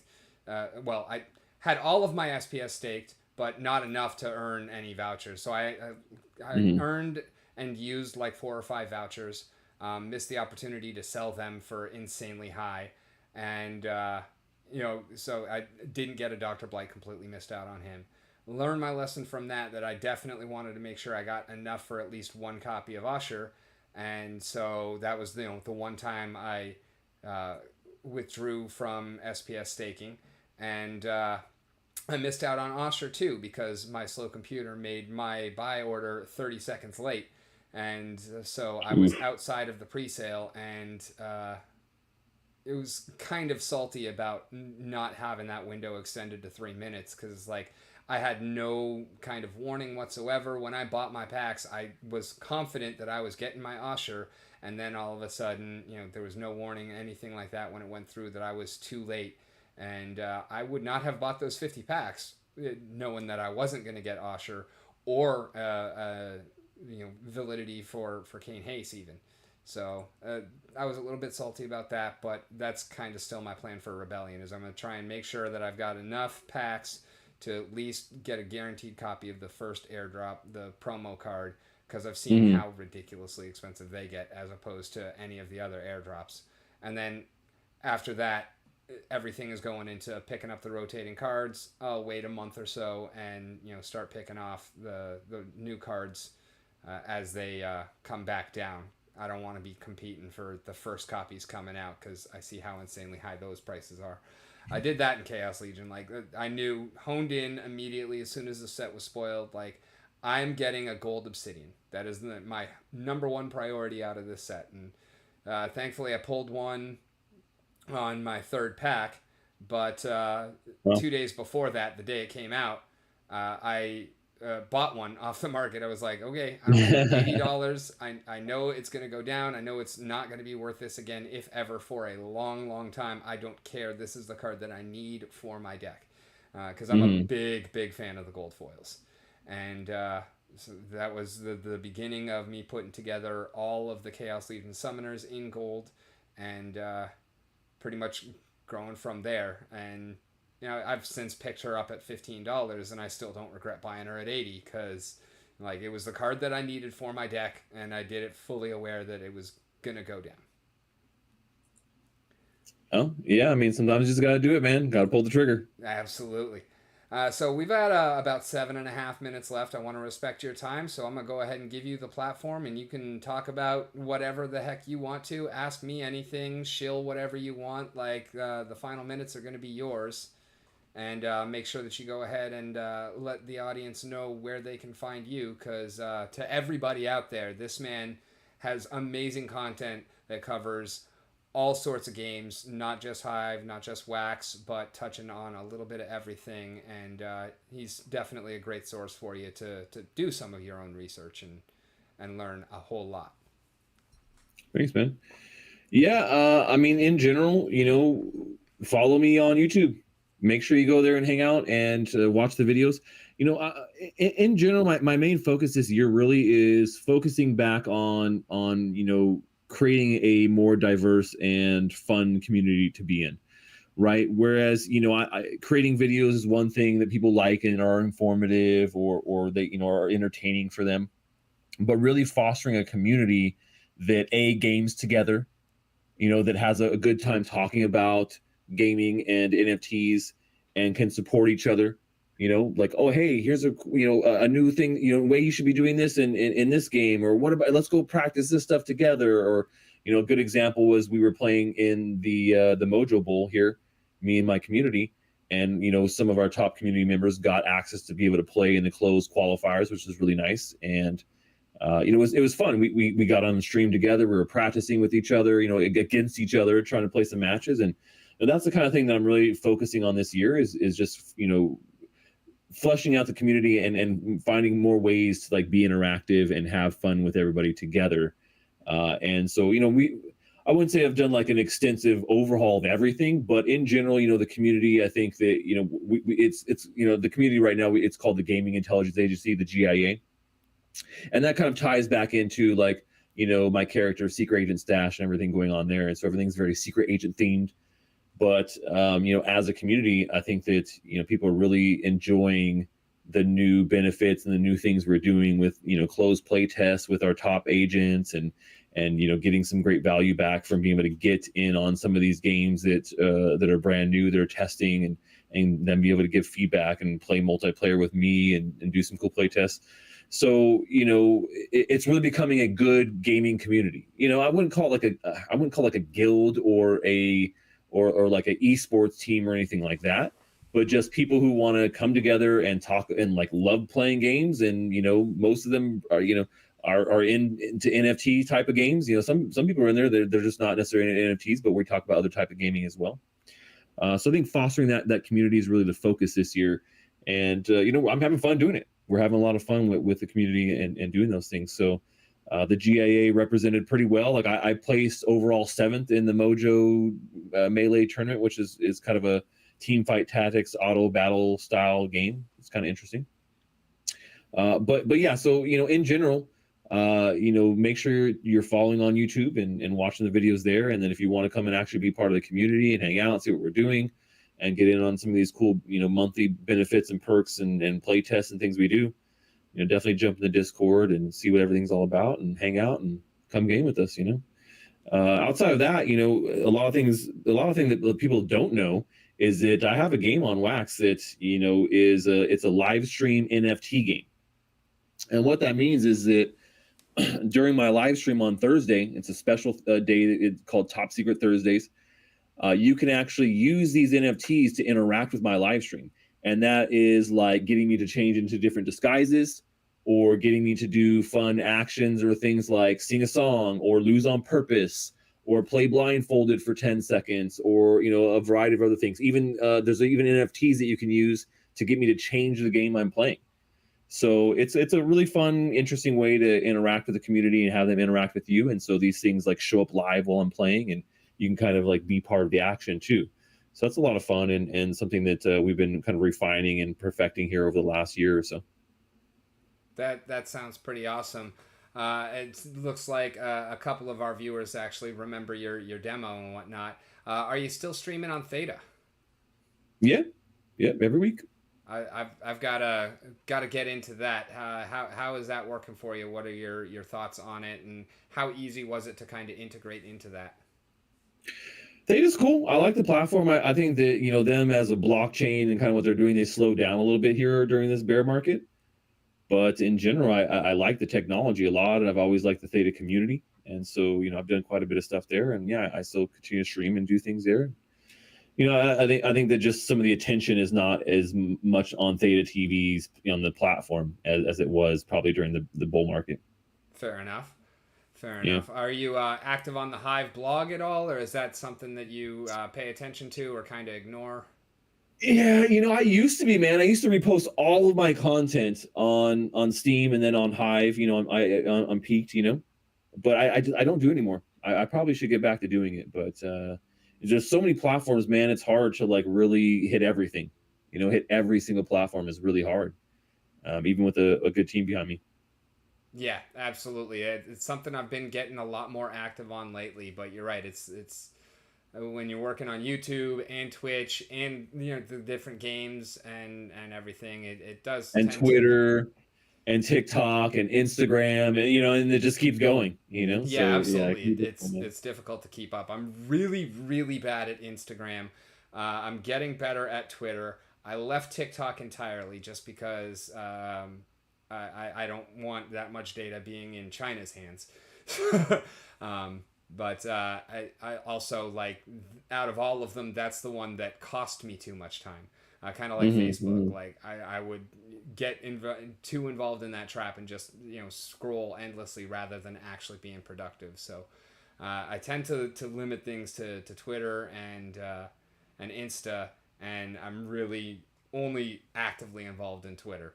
But mostly it's about posting to YouTube and the Hive blog and Hmm. doing the streaming on Twitch and whatnot. And definitely need to get better at keeping everything managed and whatnot. It's an art form, and you do it pretty well. Thanks, man. Appreciate that. Alrighty, well, it's about our time, so again, I want to be respectful of your time. Thank you so much for joining. Do you have any last words? And I will, of course, for everyone, go ahead and drop all of Stache's links in the description of the replay video, and all yours. Yeah, man, just get out there and play some games, find some fun stuff. And if you guys want some suggestions or a great community to hang out with, stop by the GIA. Absolutely. Thank you once again, Crypto Stache. Thank you for watching. As always, I've been Rick. You've been on the mountain, and it has been a wonderful time.